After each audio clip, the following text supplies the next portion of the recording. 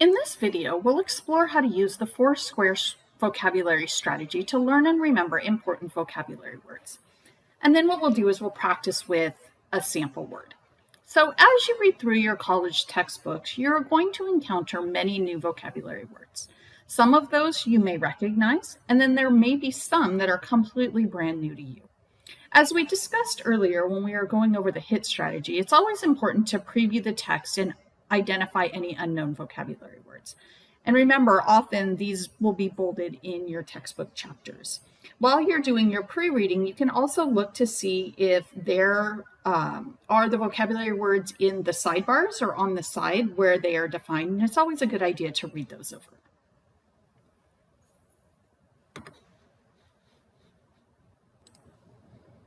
But how can we ensure that we actually remember these terms? Well, that's where the Foursquare vocabulary strategy comes in. This technique will help you learn vocabulary words more efficiently and remember them for the long haul. So again, we always want to preview the text, look to see what definitions we can find then, and then we want to go through and we want to read our textbook chapters section by section. So after you get done with a section, what you want to do is you want to go back and you want to identify those vocabulary words that you are going to have to remember. Then what you're going to do is you're going to pull out a set of index cards or pieces of paper that you've cut up into squares. And on one side of the card, you're going to go ahead and write the vocabulary word. I like to write the vocabulary word right here in the center of the index card. Okay. After you've done that on the first side, then what you want to do is you want to flip over your card and you want to divide it into 4 squares. And you can just do this kind of by eye. It's not that big of a deal. The first thing you want to do is you want to write the dictionary definition or the definition that you found in your textbook. But even more importantly, then what you want to do is you want to try to put the definition in your own words. You're going to be more likely to remember the definition when it's in language that you use rather than language that a dictionary uses. Then what I like to do is I like to use it in a sentence. When you're encountering these vocabulary words in your textbook, go ahead and just write down the sentence it was found in. And this is going to provide us some context. So when we're trying to remember these words, we remember the context that they were used in. Then what I like to do is write an illustration or an example. I'm not the best drawer in the world, but I know sometimes when I illustrate a vocabulary word, if I give an example of it, again, it helps it connect to my schema, and then that way I remember it better. And then finally, in the bottom left-hand corner, there's a couple of different things you can do here. One of the things that you can do is you can write a synonym or a word that means the same. But if you're a second language learner, write down the home language translation. So what is this word in Spanish or French or whatever language that you speak? And again, this is helping you make those connections so that you remember the word.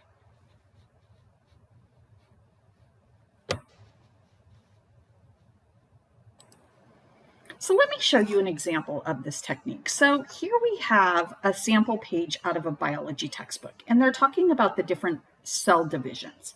And so again, if I had my vocabulary cards, and I'm just going to draw a little illustration here for you.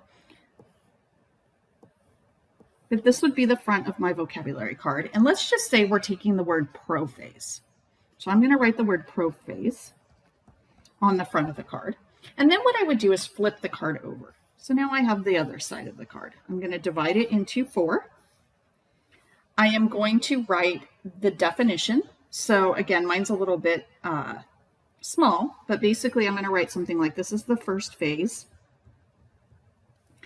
And I'm going to kind of go back in here and I'm going to read. The nuclear envelope starts to dissociate into small vesicles, and the membranous organelles fragment and disperse towards the periphery of the cell. And so now I'm realizing that these are kind of the steps. So what I'm going to do is go back up into my picture here, and I see chromosomes condense and become visible, spindle fibers emerge. So what I would probably do in this instance is I would take this information here and I would write it right here in this first side. I might even not even write a sentence here because again, this is kind of that description here. Then what I would do is I would take this picture right here and I would try to draw it out. So again, here I have my nucleus, I have all my little things in here, and then I have this stuff over here, and then here I have, this is kind of where this phase of prophase is happening. And you can see I'm a horrible drawer, but I'm just trying to put it here. Again, you probably won't have a synonym here. You probably won't have, you can maybe put it in your primary language. I'm not really sure. But again, I might just, kind of reiterate here where it's, that goes into small vesicles, et cetera, et cetera. And so again, this strategy that I went over when I showed you here what to do, it depends on the subject matter that you're doing. It depends on the book you're reading, the course that you're taking. So sometimes there won't be synonyms in home language. Sometimes it would be really hard to write that definition in your own words. So again, you can tweak these to make them useful. But the biggest thing is that you are doing 2 or 3 different things with the vocabulary word.